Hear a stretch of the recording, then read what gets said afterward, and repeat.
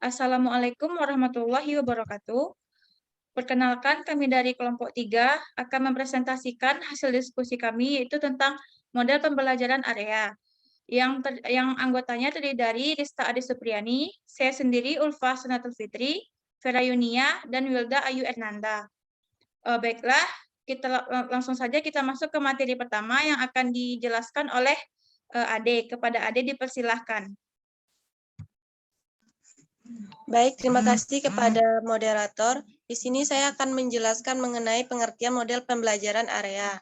Model ini dikembangkan oleh Higgscope di Amerika Serikat dan dikenalkan di Indonesia oleh Children Research International.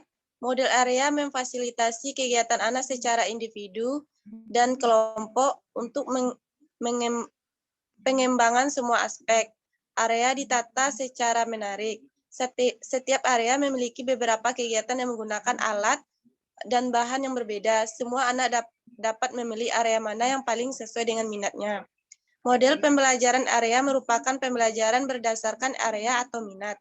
Pembelajaran berdasarkan minat menggunakan 10 area, yaitu area agama, area balok, bahasa, drama, matematika, IPA, musik, seni atau motorik halus, pasir, dan air, membaca dan menulis. Selanjutnya yaitu mengenai desain pengelolaan kelas.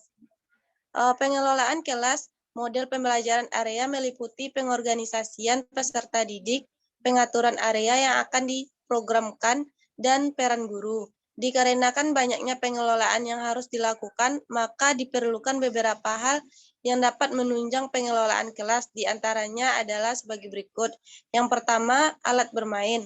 Sarana prasarana diatur sesuai dengan area yang diprogramkan pada hari itu.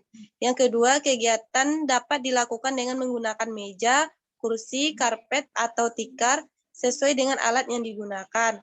Yang ketiga, pengaturan area memungkinkan pendidik dapat melakukan pengamatan sehingga dapat memberikan motivasi, pembinaan, dan penilaian. Dan yang terakhir, yaitu pendidik memperhatikan perbedaan individu setiap peserta didik pada saat mereka melakukan kegiatan di area. Sekian yang dapat saya sampaikan, saya kembalikan kepada moderator. Baik, terima kasih kepada Ade. Materi selanjutnya akan dijelaskan oleh Vera. Kepada Vera dipersilahkan.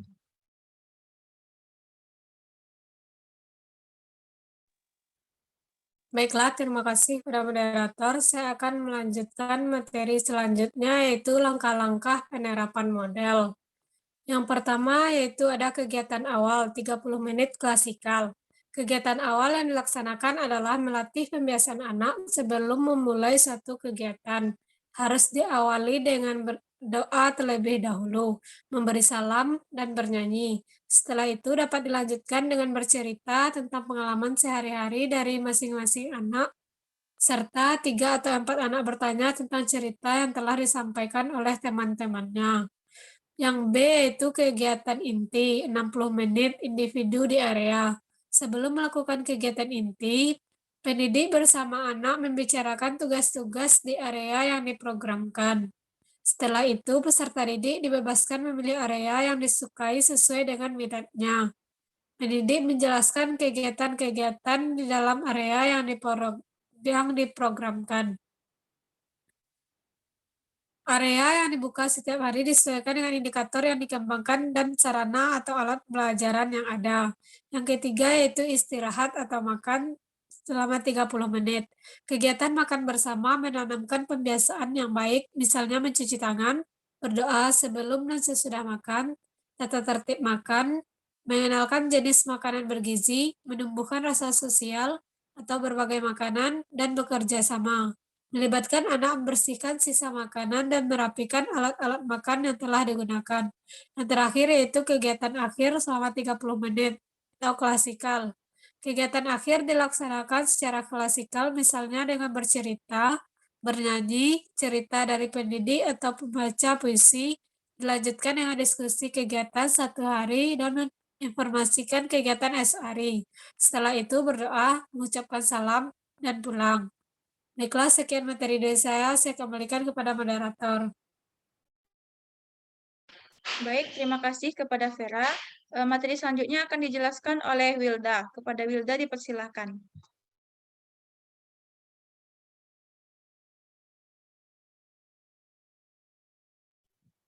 Selanjutnya yaitu metode penilaian yang digunakan. Beberapa teknik penilaian yang dapat dilakukan menurut Kementerian Pendidikan Nasional tahun 2010 halaman 8 adalah sebagai berikut. Yang pertama yaitu observasi, berupa pengamatan secara langsung untuk mendapatkan atau mengumpulkan data dari informasi tentang perkembangan peserta didik. Yang kedua, catatan anekdot, merupakan kegiatan dari teknik observasi yang lebih memfokuskan pada catatan sikap, perilaku peserta didik yang terjadi secara khusus atau peristiwa yang terjadi secara insidental. Yang ketiga yaitu percakapan. Hal ini dilakukan karena untuk mengetahui atau mendapatkan informasi tentang pengetahuan dan penalaran peserta didik mengenai suatu hal. Yang keempat, penugasan, berupa pemberian tugas kepada peserta didik yang harus dikerjakan baik itu secara mandiri ataupun berkelompok. Next. Lanjutannya yaitu, yang pertama, unjuk kerja, merupakan penilaian merupakan peserta didik untuk melakukan tugas yang diamati, misalnya saat bernyanyi, menari, dan berolahraga. Yang kedua, hasil karya, merupakan hasil karya dari peserta didik setelah melakukan sebuah kegiatan. Hal ini disebut dengan berupa gambar atau pekerjaan tangannya. Yang ketiga, pengembangan perangkat penilaian sendiri. Guru dimungkinkan untuk mengembangkan perangkat evaluasinya sendiri sesuai dengan kebutuhan. Yang keempat, menggunakan instrumen standar. Beberapa instrumen untuk mendeteksi tingkat kecerdasan, tumbuh kembang anak, dan kematangan anak. Yang kelima, portofolio, merupakan kumpulan dari berbagai catatan guru tentang beberapa aspek perkembangan peserta didik dalam kurun waktu tertentu. Cukup sekian, saya kembalikan kepada moderator. Baik, terima kasih kepada Wilda yang telah menjelaskan materi terakhir. Baiklah, itu saja materi kami pada hari ini. Sekian, Assalamualaikum warahmatullahi wabarakatuh.